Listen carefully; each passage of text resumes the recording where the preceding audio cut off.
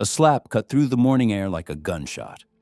The old worn United States Marine Corps cover belonging to John Gunny O'Malley, 82, flew onto the cracked asphalt of Main Street in Oak Creek, Ohio. Kyle Peterson, a local rich kid with a trust fund and a sneer permanently etched on his face, towered over him, eyes spitting rage. "Old man, you scratched my truck," he roared, his voice echoing off the brick storefronts. John, in a faded field jacket and leaning on a trembling cane, had barely brushed the mirror of a comically oversized, lifted pickup truck, a nothing mistake. But it was enough to unleash a hurricane. It was an October morning. A thick fog, born from the Ohio River, wrapped the town in a gray shroud, muffling the sounds. The corner diner, a warm haven on Main Street, smelled of burnt coffee and sizzling bacon. The town was waking up. The morning freight train rumbled past. Shopkeepers unlocked their doors. Old-timers in seed caps mumbled about the weather. But now, the diner's parking lot was an arena. Kyle, whose father owned half the town, stared down at John. "This mirror? It's worth more than your damn life." John lifted his head. His eyes, the color of sea green but weathered by time, were steady. "I apologize. It was an accident. I'll pay for the damage." His voice was gravelly but as solid as bedrock. Kyle laughed, a grating sound like metal on metal. "Pay for it? With what? Your Social Security check?" His buddies, a dozen smirking clones in expensive hoodies, circled them. A few pulled out their phones, grinning, ready to make the old man's humiliation go viral. Sarah, a 20-year-old waitress with a ponytail and an apron stained with coffee, watched from the diner door. Her heart hammered against her ribs. Gunny O'Malley was a town legend. For 30 years every morning, he'd order black coffee, read the local paper, and sometimes, if you were lucky, he'd tell stories of the siege of Khe Sanh in '68. He spoke of monsoon rains that turned the red earth to mud, of the constant whistle of incoming fire, of letters he wrote for fallen brothers. He was a Marine, a man who had returned from an unpopular war only to carry his honor quietly, without fanfare. To see him trampled like this was an insult to the very soul of Oak Creek. She grabbed her phone. She started filming. "This ain't gonna end like this," she muttered. She sent the live feed to the Oak Creek Community Watch Facebook group, a place where people shared news about lost dogs, bake sales, and town council meetings. Within minutes, the view count exploded. 1,000, 2,000. The comments poured in. "That's Gunny O'Malley." Component placement. "Shame on you, Kyle." Zrenya. "Somebody help him." Kyle, feeling the eyes of the growing crowd, hissed, "What are you all looking at? Any of you got the guts to step up?" He snatched John's marine cover from his head and threw it into a muddy puddle. "Go back to the nursing home." The crowd gasped. A kid in a Cleveland Browns jersey clutched his mother's leg. An old woman with a grocery basket looked away. John bent down, his knees cracking. He picked up the soiled cover. He pulled out an old battered flip phone as worn as his stories. "Mike," he whispered, "it happened again." His son's voice was like forged steel. "Dad, where are you?" "Main Street, the diner." "Stay there, I'm coming." The line went dead. A distant rumble, deep, menacing. It vibrated through the asphalt.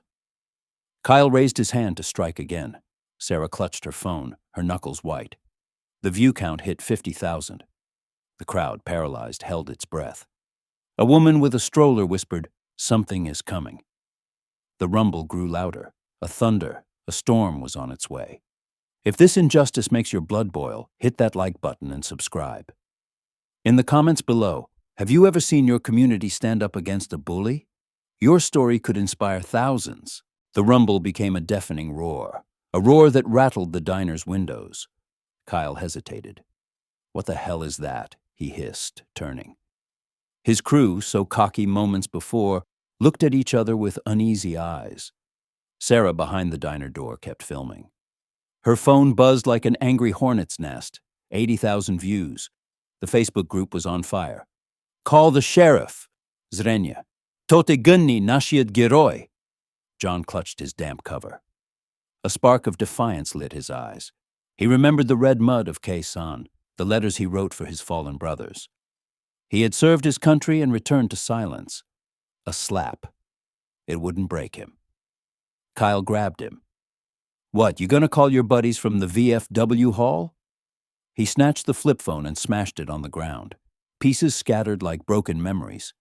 Sarah, with tears of rage in her eyes, shared the link with a friend at the local news station, Channel 5. This needs to be everywhere. The onlookers, frozen with fear, watched. Kyle and his crew were a known plague. Bar fights, vandalized property, threats to local business owners. They had once slashed the tires of the high school football coach for benching one of their friends. No one ever dared to stand up to them.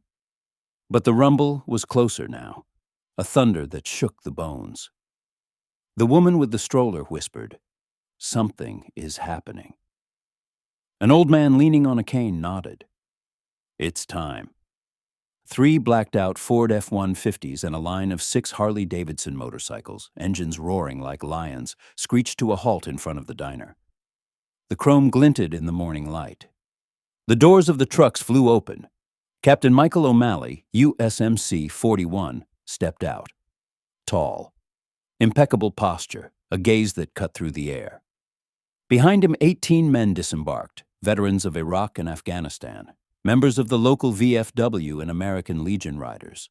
Some in worn-out fatigues, medals pinned to their chests. Others in leather vests covered in military patches. Silence. The kind of silence that precedes a battle. Mike strode forward. His boots hit the pavement like hammer blows. "Where is my father?" His voice was low, lethal. John, seeing him, felt his heart swell with pride. Kyle, stunned, managed a nervous laugh. "And who are you, Captain America?" But his voice trembled. His crew backed away. One of them dropped a cigarette. The tension was a coiled snake. Sarah kept filming. 100,000 views.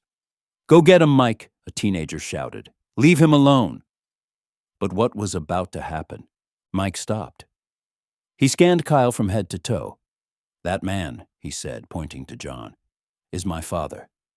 He bled for this country. He held the line at Khe Sanh so that brats like you could feel safe. And you humiliated him." Every word was a punch. Kyle was sweating, the scar on his cheek from a previous brawl pulsing. "Hey man, chill. It's not a big deal," he stammered. Sarah, her phone buzzing uncontrollably, saw the view count hit 200,000. Comments flooded in. "Honor the vet. Zrenia Kyle v. Pozor." The crowd surged forward. A girl in an Oak Creek High Spartans hoodie yelled, "That's enough." An old man in a coat clenched his fists. Sirens wailed in the distance. "The sheriff," Sarah whispered. 2 patrol cars blocked the parking lot. Deputies got out. They didn't aim their weapons at Mike. The sheriff, a man with a tired face, walked up. He recognized Mike. He nodded respectfully. "Captain O'Malley, we've got the feed. Any orders?" Kyle turned ghost white. His crew looked at each other in panic. "Secure the area," Mike said, his voice calm. "IDs, background checks, nobody leaves." The deputies closed in. A biker with a red bandana tried to make a run for it. A deputy raised his taser. "Freeze." The kid stopped, his face pale. The crowd murmured. "It's about time," a woman said. "The video? 500,000 views. Justice for Gunny." Mike looked at John, his eyes full of love. But the tension hadn't broken. Kyle raised his hands. "Okay, let's just talk about this." A deputy held up a tablet. "Peterson, your file is a mile long." Kyle blanched. What was going to happen?